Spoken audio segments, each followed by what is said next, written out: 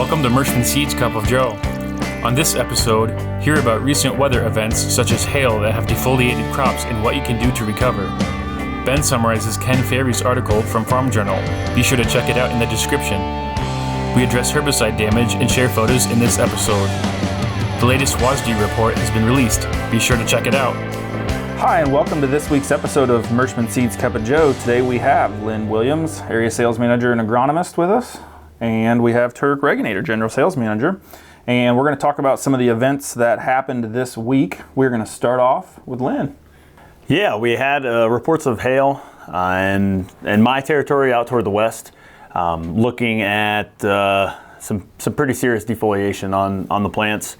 We're seeing, and I think Alex is going to put the pictures up, where it is completely defoliated a lot of the corn plants.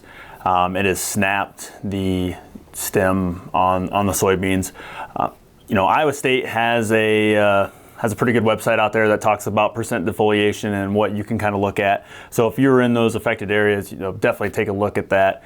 Soybean plants can compensate, especially if it happens early on, for that and come back. Personally, we saw it last year on our own farm. Got hit by a hailstorm pretty late, and they came back. I mean, we thought they were dead, but they definitely came back as long as those growing points weren't completely, mutilated. On the pictures that we were getting, that's some pretty serious hail damage there. When we're looking at that, I think one of the biggest things with hail is maybe take a step back and don't rush to a conclusion that this is really bad. Give that plant maybe a little bit of time to recover, because you'd be really surprised you go back out there and how a bean might start to, grow from a different point, or compensate. The true leaf might be knocked off, but then you start seeing some growth happen in different areas. It's just a very unique plant when it comes to that. Corn, we're probably early enough along, as long as the growing point was still below the surface. We're probably setting all right on that. It's just probably going to look pretty ugly as we continue on, but I think for the most part, I don't know about what you've seen, but I think corn, if it didn't completely, just mutilate it and look like a plowed field. Correct. I think we're sitting in an okay spot. It's just a case-by-case basis on that. Yep, it sounds like it was pretty rough out there. Just everybody needs to check with their insurance company and get their advice on what they think you should do, and don't just go rip it up and think it's time to do something. Yep. Because there are consequences. Yep. And I think from on the soybean side of it, what we noticed last year is that you could really I guess a lesson in it was you could really see how much that soybean compensates after stress, or just compensates in general. That there was a lot of plants that it didn't get very tall because it knew its neighbor got knocked out, so it really branched and covered up the rows. So just like any other replant situation though, go out, evaluate your stand, make sure that there's not any large holes. We're early enough now, we can go back in and potentially stab some stuff in if we need to. But the biggest one, is just kind of just like any replant, take the emotion out of it. Maybe take a step back, go back out when conditions are ripe. Looking at some of the pictures we have, they obviously had a large amount of rain that accompanied that, so that might have been in their benefit to maybe step away and then come back out right before replant and kind of see what plants are starting to come out of it. But definitely check out the Iowa State website. I think Iowa State has is it a machine that they use to come up with this determination? So hypothetically, it's in a vacuum setting, so they got a pretty good indication of what they'll be able to compensate. Yep, there's lots of grad students that spent many hours dumping ice into basically a wood chipper that was thrown at the stuff to project defoliation and bruising. And bruising is the one thing. The soybeans are small enough at this point in time that the bruising doesn't come into effect quite as fast. But it's just a matter of, I've seen some really, really nasty fields, and I haven't seen very many that got light hail. So on those ones that do have light hail, that's the harder decision to make, because it looks like there's probably a lot of stuff that was completely wiped out. And that corn was just at that potentially wrong timing of where the stuff is at V6, V7, and that's the stage you're going to be looking for the corn. So you want to be at that. If you're V5 and earlier, it'll probably be okay. If not, that's what you're definitely looking for. So the thing I wanted to cover this week just a little bit was the Ken Ferrie from Agweb Farm Journal had a nice article and some things that tied in directly with what Avery and I were looking at in a cornfield this week with severe striping that was happening out in the field. And I had Avery in the pickup as we were heading to the next replant, looking up the deficiency symptoms and trying to determine which two we were looking at. And what I see typically with the striping, I start to automatically think sulfur. But one of the other options here is that it could be a zinc deficiency as well. And what Ken was talking about in his article here that we're going to link to is that it's basically tie-up. So the microbes are in the process, they're warmed up, they have the right amount of oxygen, and they are working on the carbon that is in the soil. They're trying to break that down. And in that process, they're not breaking down some of the other minerals that are in the soil, the zinc and the phosphorus, and making things available to the plant. They're at a tie-up point. So one of the things that we can do, or some of the things we can do to alleviate this striping, because this striping is coming in at V5, V6, is having the right amount of nutrition ahead of that to avoid, because this could be limiting your kernels around very quickly, because we're in that right stage where the corn plant is already determining what the ear looks like for the end of the season. So a couple products that I like to think about is the, Lynn and I were talking about this morning, actually, was the Micro Essentials SZ product from Mosaic. A lot of the retailers in this area are Mosaic distributors, so they can get you that product. But that's a 2040 O10S 1Z. So you got 20 pounds of nitrogen, 40 pounds of phosphorus, 0 potash, and then you have 10 pounds of sulfur and 1 pound of zinc if you apply 100 pounds of that product. So a 220 bushel corn crop takes approximately half a pound of zinc out. So keep that in mind. You want to constantly be refueling your soil to make sure that you don't have deficiencies like this happen. Some of the other ways, there are micro blends that you'd be running 2x2. If this field in particular had 2x2 on the planter with zinc in it, or sulfur, you definitely wouldn't be seeing these striping issues that you're looking at. And one of the ways that he had, that I've never really seen illustrated this direction, but one of the ways that he had to determine between sulfur deficiency and zinc deficiency is that if it's truly sulfur deficient, the whorl itself, so if you're looking down over the top of the plant, the whorl of the plant will still be dark green if it is a zinc deficiency. If it is a sulfur deficiency, you will see that striping go all the way down into the whorl of the plant. So that's a nice differentiation factor there. This field that we were looking at didn't have any sulfur or zinc on it, probably hasn't had it in a long time of application, so we're probably looking at a double whammy for the pictures that I have posted here. Best thing to do is get a soil test on that and get it addressed for the next crop. Yep.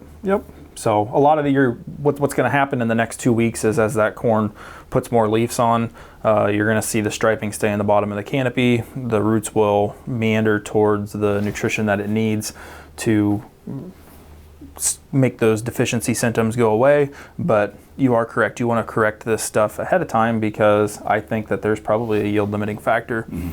You already are done for the year at that point. If you're seeing it, already have loss. Correct. Yep. A couple of the other things that I had this week for pictures that were sent in is a little bit of herbicide damage on 2 different soybean fields. We are seeing a little bit of PPO splash up, and that is what this looks like. I'm going to have Alex throw this picture here. That's basically where you put your pre down, the beans came up, and what activated that soil, or what activated that pre-emerge herbicide, that PPO.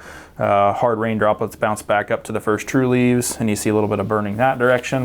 And then I had the opportunity to see some pictures of what nobody wants to see, but happens every year in pockets, is a applicator got on the wrong field or applied the wrong product. And this is what 2,4-D sprayed, Enlist 1 herbicide sprayed over the top of dicamba beans looks like. So make sure that you are communicating with your retailers which soybeans you have and which fields, and hopefully you can avoid mistakes like that to happen, because it's a sickening feeling when you finally got beans out of the ground and you're at V1, V2, and then you can get hammered real quick.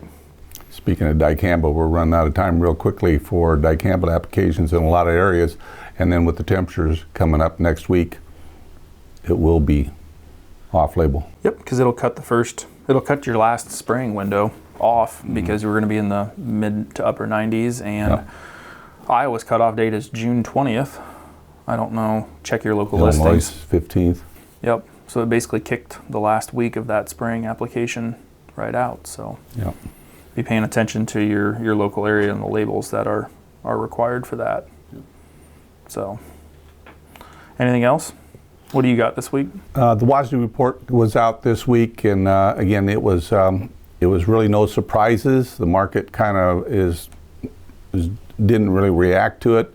The market's reacting more to what the supply and demand is kind of doing, and obviously farmers, the people that still have corn in the bin, it's pretty tight hands, and the suppliers are having to really bid up on that basis in order to price some of it loose. I mean, I've heard basis, 50, 60 cents over the board. And so in general, our basis is running about 30 to 50 cents stronger than the 5-year average on basis. So again, what the market is telling everybody is, give me your grain, because that's the gravy. That basis is free stuff, so to speak, relative to the market. The market's going to quickly turn here to looking at the 2-week and 30-day forecast as we enter into that critical pollination period for corn. I mean, we've got corn in Texas probably already pollinating. This heat coming in this next week, and the 100 degrees down there is not going to fare well for anything that is pollinating down there.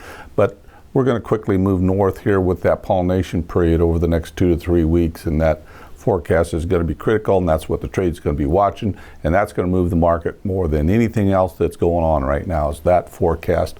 And so be on the lookout for watching that forecast very closely, because the traders will react to it very quickly, because we've probably already lost some acres of corn, no doubt about it. And so corn's probably going to be more reactive than anything else on pollination, on that pollination window. Yep. I thought wheat was interesting this week. It was bouncing 50 up, and then the next day 30 down, and I'm wondering if that's coming from what we're seeing from the wheat harvest right now. So as we get closer to the wheat time frame. It was surprising when we look at the crop progress reports that, things weren't nearly as bad as what we thought they were when you look at crop progress in compared to the 5-year average. So that, again, it's way early in the spring. There's a lot of things that could go wrong yet. And so, but if you've got some stuff in the bin, now's the time to get it cleaned out, get ready for this next crop, and take advantage of opportunities as they present themselves. Yeah, I think our first seed production fields potentially will come off next week with the wheat. Yep, our wheat seed production fields will definitely, if it's 90, 95 degrees and the weather cooperates. I know that there's some customers that have nosed into some 22% moisture wheat, so 90 degrees is good heat, and I think we're gonna swing right on into the wheat game. I talked to a sales manager down in southern Illinois. He said that he's seen some combines nosing in this week, testing it. Yep. So that means by next week, some of our ultra early lines are going to come off, and they're going to be a couple weeks behind first planting. And the soybeans will be going right in. That's right. That is absolutely right. So, anything else? Nope. Okay. Well, Joe did not help us with our corny joke of the week, so we're leaving that one up to Lynn this week. And this filming of this episode is actually happening right over the lunch hour, so I've been told it's no longer Cup of Joe, it's no longer Breakfast with Ben, it's going to have to be Lunch with Lynn. So it's up to you, Lynn. Fair enough. All right, got a couple of them. What do sprinters eat before a race? I have no idea. Nothing. They fast. Yep. All right. Terrible. This one's not any better. Why shouldn't you write with a broken pencil? No idea. Because it's pointless. Yeah, That's well, good. Yeah. There we go. Okay, well, you took Joe's spot pretty well there. All right. So we're going to wrap this week up and thank everybody for their business. And hopefully we provided some insight this week as we look into next week. And as always, stay safe. And we look forward to talking to you again next week. Thank you very much.